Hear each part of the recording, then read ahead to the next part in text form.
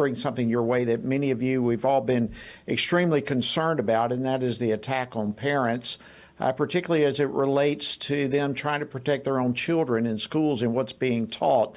The Washington Times has recently published a very interesting article, and it quoted an individual who was upset and basically told her school district, quote, "Stop ignoring parents, community organizations, and even their own school principals." Now, what's interesting about this, this individual went on and basically said that the school district should reinstate opt-out options for parents and provide a safe, respectable environment for all students. But what's interesting about this is that this particular individual was a part of CARE, the Council on American Islamic Relations, hardly a bastion of conservative thought in any stretch of the imagination. I want to take a quick moment to bring in Meg Kilgannon, who is, of course, FRC's Senior Fellow for Education Studies.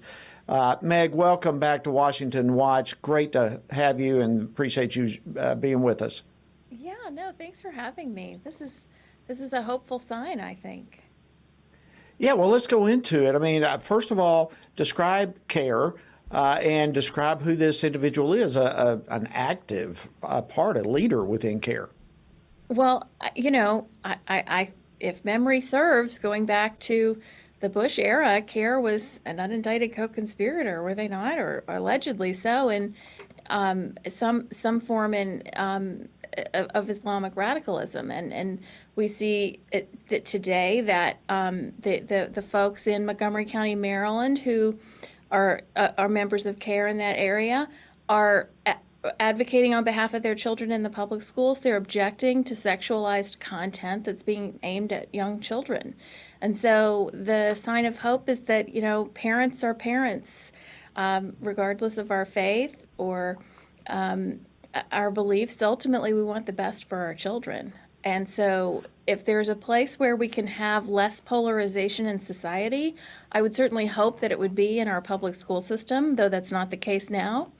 And the fact that this group is speaking out and is engaging in the process is a very good one.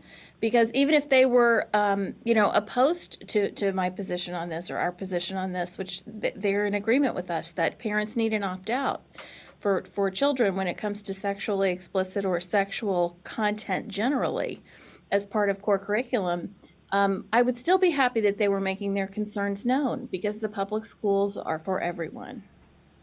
Well, absolutely, and I think that's a key element in this whole debate going on here. The public schools are for everyone, and what really intrigued me about this whole story is, you know, we get attacked, the evangelical community and so forth. We get attacked as the only ones who care about this. We are the only ones who care about what our children are being taught in the public school. And what is so encouraging, as you mentioned, is this individual is not a Christian, is not even a conservative by any stretch, but all parents are concerned about what their children are being taught. Were you at all surprised, let me put it that way, that a director in Maryland of CARE came forward with such passion against the school district in a desire and an attempt to protect her children from what was being taught?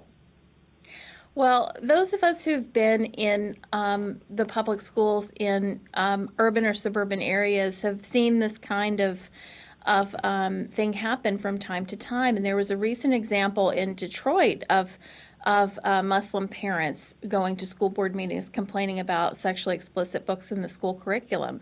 So I know from my background, when I was active in the county where I lived, we had conversations with Muslim groups and we presented the material to them, and they agreed that it wasn't good for their kids, and some of them were opting their kids out of these classes, but they weren't quite ready to speak out publicly yet. And a lot of times when you have immigrant communities, people don't want to rock the boat. They don't want to push back on the school system, or they're just not familiar with the idea that you can push back on the school system, because in most countries in the world, the school is a school and parents don't really have a say about it. It's just whatever the government says it is. And of course, in the United States, we're different. We have a school system that is supposed to be locally controlled, reflecting the values of the parents and engaging with the parents in full partnership to have a good education for children. And so I'm very, very excited that these parents are speaking up.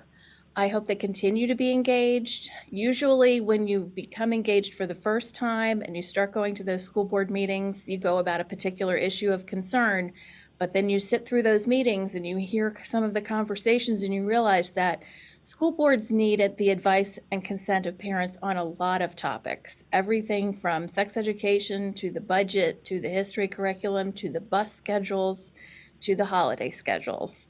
All of the things should be in cooperation with parents. And so I'm really happy to see this development.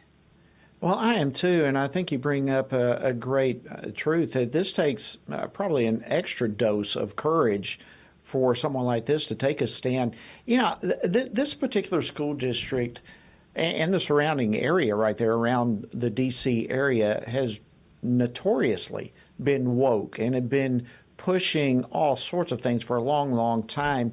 Can you give us just a little bit of a history? This is not a new phenomenon, if you will, that this school district is pushing. They have quite a history of going down the wrong path as it relates to both what they're teaching and anti-parent. No, absolutely. Montgomery County, Maryland is a very, very progressive county, from their local government to their school system.